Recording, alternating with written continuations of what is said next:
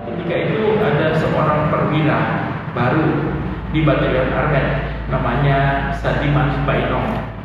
Nah, Pak Sadiman Paino ini adalah seorang Katolik sejati yang akhirnya dalam hidupnya, karirnya menjadi seorang Mayor Jenderal TNI di Mabes Abri di Cilangkap, Jakarta.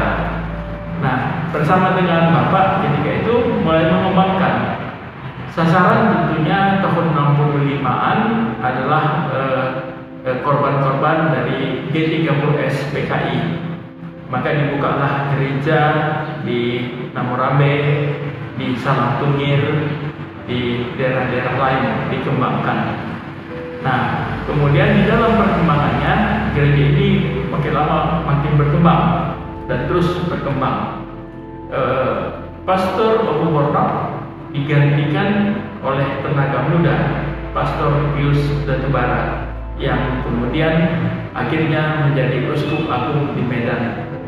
Bersama dengan Bapak dan bersama dengan teman-teman yang lain-lainnya dikembangkanlah gereja Katolik di daerah ini, sampai membuka stasi-stasi, sampai membuka ke daerah Biru-Biru, Garut Cenas, kemudian daerah Batu 11, daerah Tanjung Perawa, dan tentunya banyak daerah. Tahun 68 ini terjadi pada sekitar tahun 65 mulai. Tahun 68 datanglah misionaris pastor konventual 3 orang, yaitu Pastor Joseph Brandosoli dengan Pastor Fernando Saberi dan Pastor Antonio Muru. Bertiga mereka untuk pertama kalinya tinggal di kompleks rumah sakit, dibenahin sedemikian rupa ala kadarnya. Mungkin sebagai seorang Fransiskan mereka tidak begitu sulit untuk beradaptasi di Deli Tua, dan mereka tinggal di Deli Tua. Dibukalah semacam semi paroki di Deli Tua yang akhirnya menjadi paroki Santo Yosef Deli Tua. Itu dikembangkan terus, berkembang dan sampai ke daerah Binjai. Daerah Binjai itu dikembangkan dan dengan tenaga-tenaga yang ada. Begitulah jadinya pastor, jadilah paroki Deli Tua Santo Yosef Deli Tua yang sekarang ini.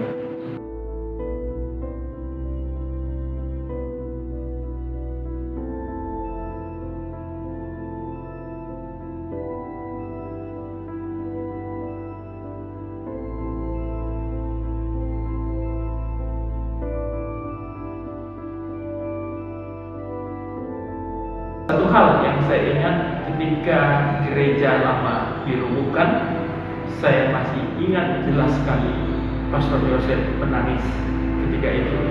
Karena bagi dia ini adalah gereja tonggak sejarah konventual datang ke Indonesia dan memulai karirnya di Sumatera Utara. Jadi bagi Pastor Yosef ini sangat meyakinkan. Tetapi prinsip kami ketika itu, toh gereja dibangun kembali yang lebih besar di tempat yang sama. Maka berketetapan hati itu diteruskan dan akhirnya jadilah gereja seperti apa yang kita lihat pada saat ini.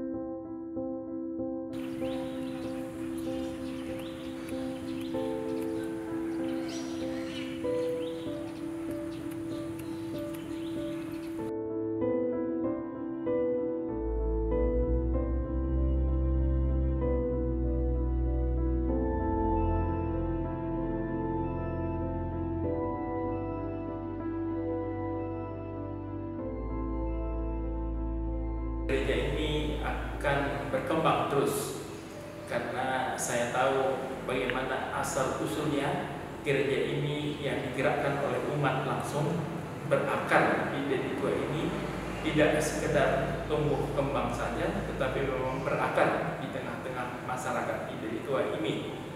Karena itu kita bukan mau membangga-banggakan, tapi kenyataan bahwa dari paroki Deli Tua ini muncullah paroki Bandar Baru, muncullah paroki Padang Bulan, muncullah paroki di Tiga Johar, muncullah paroki di luar daerah ini, Jakarta, Lampung, dan lain-lain. Dan jadilah grup konventual yang sangat besar. Sekarang ini bisa dikatakan salah satu biara ordo yang cukup berkembang di daerah ini sampai ke daerah timur tentunya, dan saya dengar sekarang mau dibuka juga ke arah Timor Leste. Dan perkembangan ini tentunya tidak menjadi harapan saja.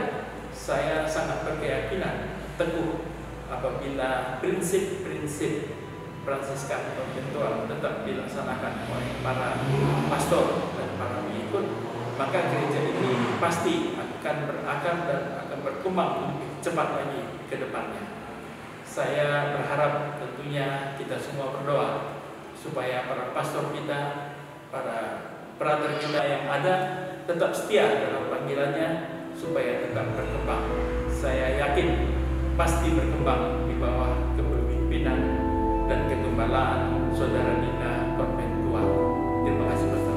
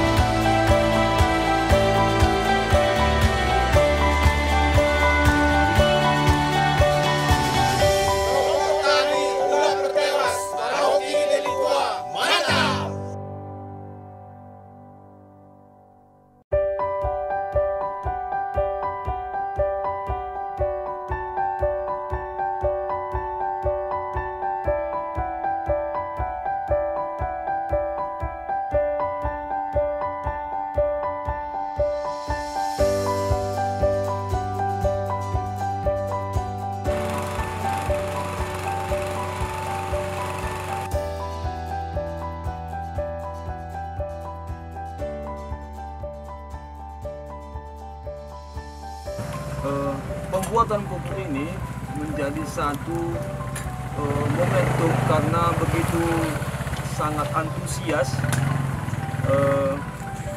pemakainya untuk petani kelapa tewas.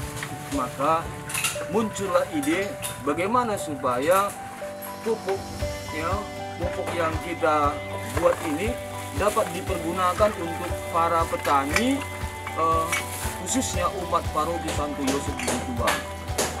Kemudian bersama dengan DPP,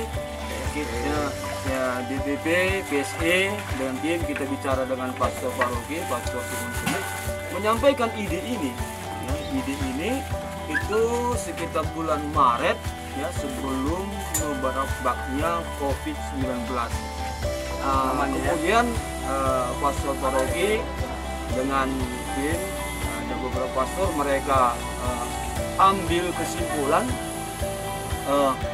pupuk yang begitu besar manfaatnya ini kita beri nama, ya, POS Ekosopi, pupuk organik sumber Ekosopi. Peletakan batu pertama itu dilaksanakan pada Paskah pertama tanggal 12 April, ya.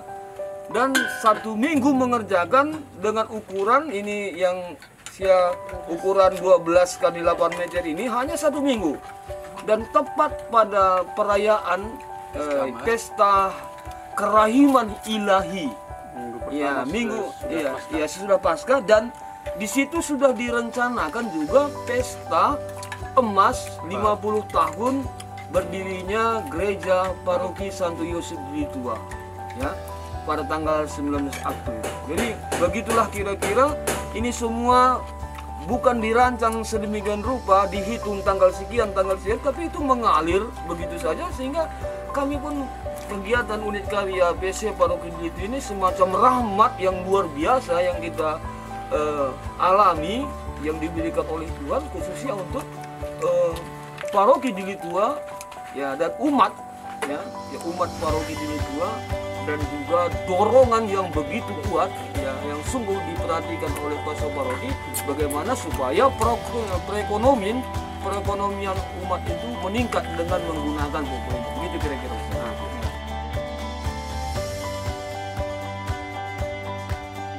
Pupuk ini bisa diproduksi dengan kebersamaan tim untuk mengumpulkan seluruh bahan yang diproduksi. Ada sekitar 11 macam, dan ada cairan juga ditambahkan dengan cairan, itu cairan biotren dan trichoderma yang dilarutkan dalam air. Komponen-komponen ini satu persatu dilapis mulai dari awal sampai lapis yang terakhir. Artinya mulai dari kotoran hewan lembu, kotoran hewan ayam, dan 11 macam itulah dilapis, dan ini diaduk dengan mesin kultivator supaya percampuran bahan-bahan itu menjadi baik dan merata. Setelah percampuran itu dilakukan dengan kultivator dan hasilnya sudah sempurna, barulah kita siram sekali bagian dengan larutan cair yang kita ramu dengan air, adalah larutan biotren dan trichoderma. Setelah kita siram, kita aduk kembali supaya yang bagian harapan kita supaya yang bagian atas bisa berbalik ke bawah dan yang bagian bawah bisa balik ke atas. Nah, setelah itu kita siram kembali sampai larutan yang kita butuhkan dalam pengadukan satu item dia cukup dan habis untuk kita taruhkan di pupuk yang kita aduk itu. Setelah itu kita rapikan dengan dibungkus dengan plastik hitam, difermentasi selama 14 hari. Cuman setelah 7 hari kita ada lakukan lagi kembali pengadukan untuk menyempurnakan pembiakan dari bakteri itu di dalam pupuk kita. Setelah itu ditutup kembali.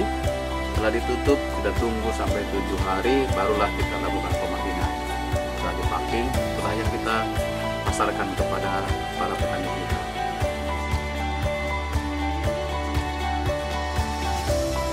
Pupuk organik super EcoSofi ini sesuai dengan tadi sumber bahan pembuatannya. Setelah difermentase, ini kami uji laboratorium di Lab Perindustrian Provinsi Sumatera Utara, dan hasilnya telah dikeluarkan sertifikat di lab itu, di mana dinyatakan bahwa kandungan yang terdapat di pupuk ini sudah sah sebagai pupuk organik, lengkap, ada unsur makro dan mikro. Jadi di dalamnya sudah lengkap seluruhnya, di mana dengan unsur yang lengkap tadi, bagi pemakai yang sudah memakai pupuk ini menyatakan bahwa di mana dipergunakan pupuk ini, di sana bermunculan cacing tanah dalam jumlah yang lebih banyak, yang menyatakan bahwa tanah itu sudah lebih subur dari yang sebelumnya. Nah, lalu tujuan kita membuat pupuk organik super EcoSofi ini ialah untuk merestorasi tanah-tanah pertanian yang sudah berpuluh-puluh tahun oleh petani menggunakan pupuk kimia, sehingga strukturnya tidak baik lagi, sehingga kalau ini diteruskan maka kebutuhan pupuk kimia yang dipakai selama ini untuk bisa tanamannya berhasil akan semakin meningkat, sehingga ini akan membebani petani. Maka dengan hadirnya pupuk organik super ini, petani akan mengurangi biaya pupuk kimia untuk menyuburkan tanamannya, sebab di pupuk organik super ini sudah lengkap kandungan NPK-nya yang dibutuhkan oleh petani untuk menyuburkan tanamannya sekaligus menyuburkan tanah. Inilah salah satu tujuan kita untuk memproduksi pupuk ini. Selain itu juga dengan pupuk ini kita harapkan ada perubahan kualitas dan kuantitas dari hasil produksi pertanian yang dihasilkan oleh umat kita, sehingga dengan peningkatan kualitas dan kuantitas ini mudah-mudahan dan kita harapkan ekonomi umat akan semakin meningkat. Nah, dengan meningkatnya ekonomi umat berarti melalui pupuk ini masing-masing keluarga sudah meningkat kesejahteraannya dan bisa mencapai kesejahteraan keluarga. Inilah tujuan dan manfaat pupuk organik super yang diproduksi oleh Unit Karya PSE Paroki Santo Yosef Deli Tua, Keuskupan Agung Medan. Semoga tujuan ini bisa terwujud di masing-masing keluarga, sehingga keluarga yang sejahtera akan tetap bersyukur dan memuliakan nama Tuhan.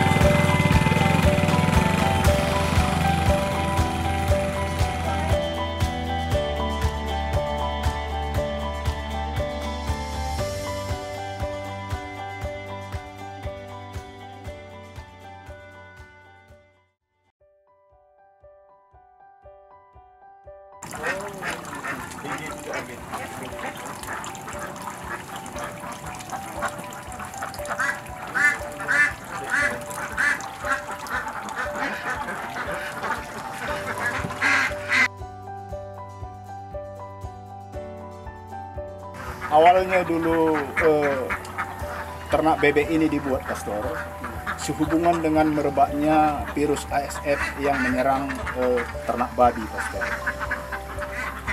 Untuk stasi Namopuli ini 70% rata-rata memelihara ternak babi, sehingga kami kewalahan dengan adanya virus ASF ini, sehingga kami mengalihkan kegiatan, berencana dan berkonsultasi dengan pihak paroki melalui PSE, mengusulkan kepada PSE paroki untuk membuat suatu kelompok tani.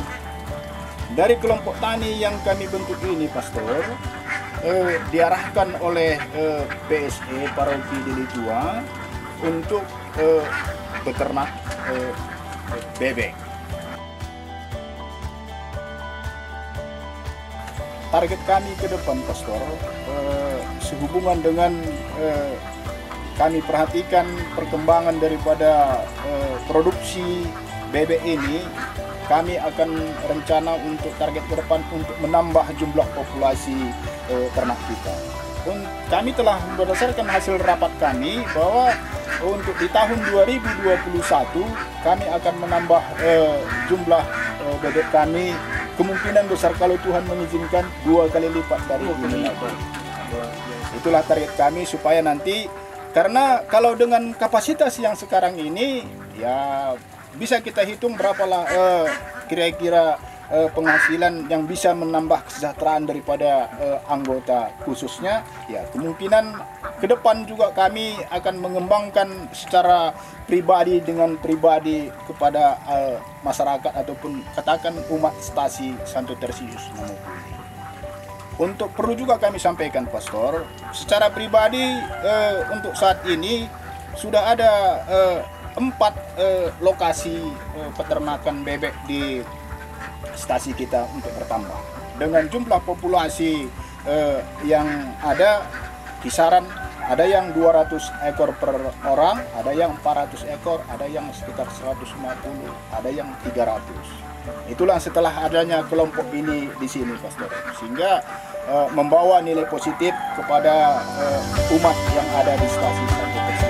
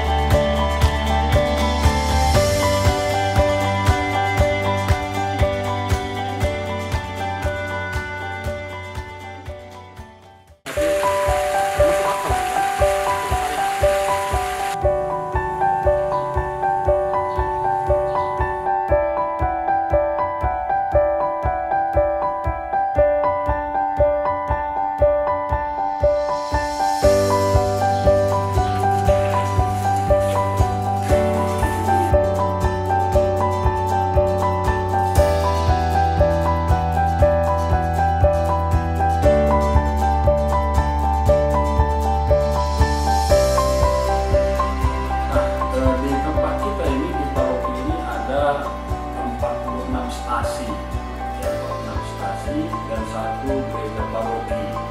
Nah, 46 stasi ini ada 91 lingkungan dan 1 lingkungan, dan kakaknya itu 4.882 dan jiwanya ada 4.722. Itu yang data yang kita kumpulkan sejak itu sampai sekarang. Nah, jumlah kakak yang sudah masuk ke dalam klasifikasi data umat Kuskupan yang disebut hidup yang digalakkan oleh Kuskupan sekarang itu, kita lagi berusaha keras dan sudah masuk data 3.944 kepala keluarga, dan jumlah jiwa yang sudah masuk 13.484 jiwa.